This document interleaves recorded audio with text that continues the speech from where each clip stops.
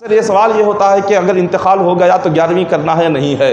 انتقال کا 11ویں کا کوئی تعلق نہیں ہے۔ انتقال اللہ کا فیصلہ ہے، جس کا حکم اللہ کے حکم سے انسان مرتا ہے، جیتا ہے۔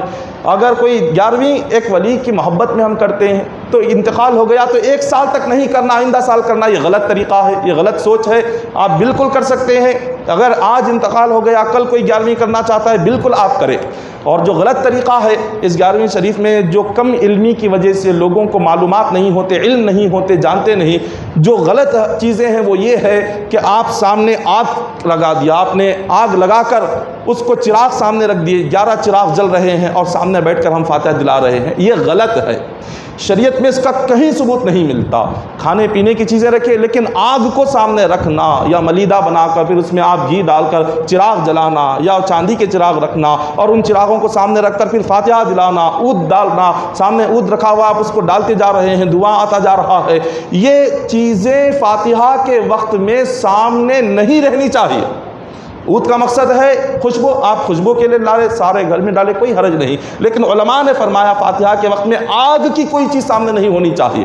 وجہ کیا ہے؟ ایک قوم ہے مجوسی جو آگ کی عبادت کرتی ہے، وہ آگ کو سامنے رکھ کر عبادت کرتی ہے۔ حضور نے فرمایا من تشبہ بقوم فہو منہم لا تشبہوا بالیہود ولا بالنصارى فإن تشبیہ الیہود الاشارۃ بالعکف وتسلیم النصارى الاشارۃ بالاصابع۔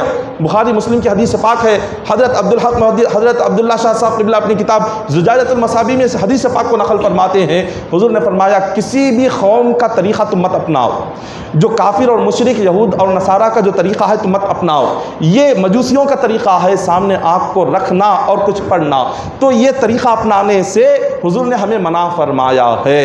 تو اس چراغ کا مقصد ہوتا ہے روشنی آپ کبھی بھی جلائیں، یعنی سامنے 11 چراغ رکھ کر جلائیں گے تبھی 11ویں ہوگی، غلط ہے، ایسا نہیں ہے۔ 11 چراغ جلائیں گے تبھی 11ویں ہوں گی، غلط ہے۔ مجلس پڑھائیں گے تبھی 11ویں ہوں گی، غلط ہے۔ مجالس جو ہم پڑھتے ہیں 11 مجالس بہترین ہے، سہولت ہے، پڑھے نہیں ہے بغیر اس کے بھی آپ دلا سکتے ہیں۔ مجلس کا مقصد کیا ہے؟ حضور غوث پاک کی جو زندگی ہے جو ہم بیان کر رہے ہیں، یہی زندگی اشعار کی صورت میں ایک ایک حصہ کر کے اس کتاب میں لکھی گئی ہے، اشعار کی صورت میں اسی زندگی کو بیان کیا گیا۔ سہولت ہے پڑھے، نہیں سہولت ہے کوئی بات نہیں، آپ اسی طرح سے آپ 11ویں کر لیں، مگر یہ تمام چیزیں غلط ہے۔